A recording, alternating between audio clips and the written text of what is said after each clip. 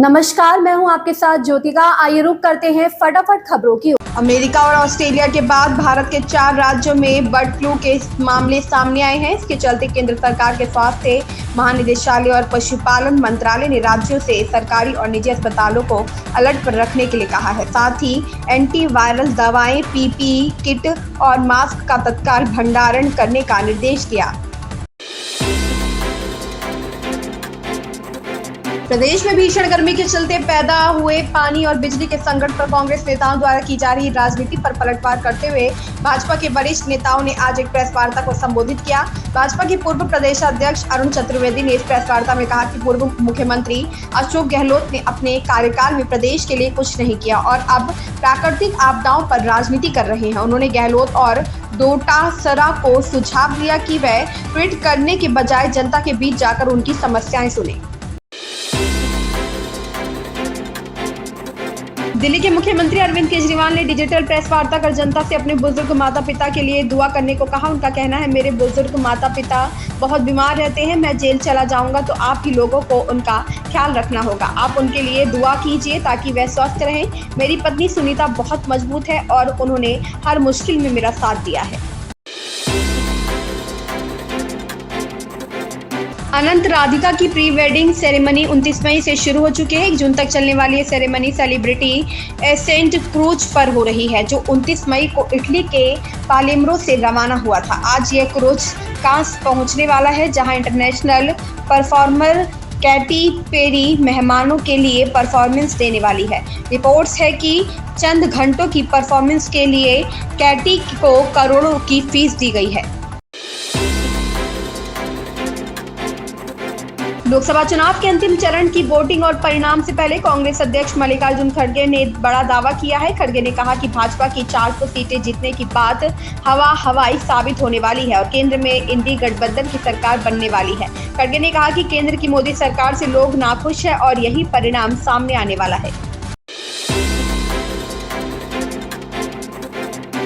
राज्य में भीषण गर्मी को देखते हुए सरकारी स्कूलों में विद्यार्थियों के बेहोश और बीमार होने की घटनाओं के बाद स्कूलों में 8 जून तक के लिए छुट्टियां घोषित की गई है। विद्यार्थियों की छुट्टी के बाद अब बिहार के नेता प्रतिपक्ष तेजस्वी यादव ने शिक्षकों की छुट्टियों की मांग उठाई है। अंतिम चरण के मतदान के पहले यह तेजस्वी का मास्टर स्ट्रोक माना जा रहा है। यूपी में भीषण गर्मी और हीट वेव को देखते हुए मुख्यमंत्री योगी आदित्यनाथ ने अफसरों को निर्देश दिए और कहा कि गांव हो या शहर, अनावश्यक बिजली कटौती न किए जाए और फाल्ट आने पर तत्काल ठीक किया जाए। उन्होंने कहा कि विगत कुछ दिनों से प्रदेश में भीषण गर्मी, लू का प्रकोप देखा जा रहा है। तापमान बढ़ रहा है। ऐसी स्थिति में आम जनजीवन और पशुधन, वन्य जीवों की सुरक्षा के लिए हर स्तर पर पुख्ता प्रबंध किए जाएं।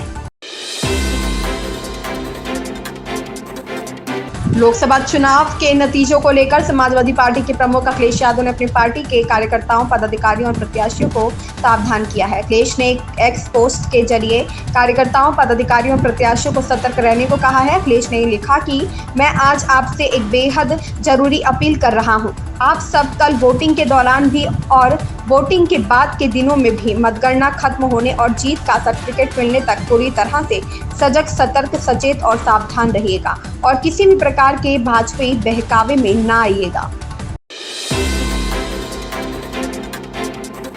हिमाचल प्रदेश में पश्चिमी विक्षोभ सक्रियता से मौसम के करवट बदलने की संभावना है। मौसम विज्ञान केंद्र शिमला की ओर से प्रदेश के मैदानी, मध्य व उच्च पर्वतीय कई भागों में लगातार 1 सप्ताह तक बारिश का पूर्वानुमान है। ऐसे में लोगों को गर्मी से राहत मिलने की उम्मीद है। विभाग के अनुसार राज्य के कई भागों में 1 से 6 जून तक बारिश होने की संभावना है। इस दौरान कई स्थानों पर अंधड़ चलने का येलो अलर्ट जारी किया गया है।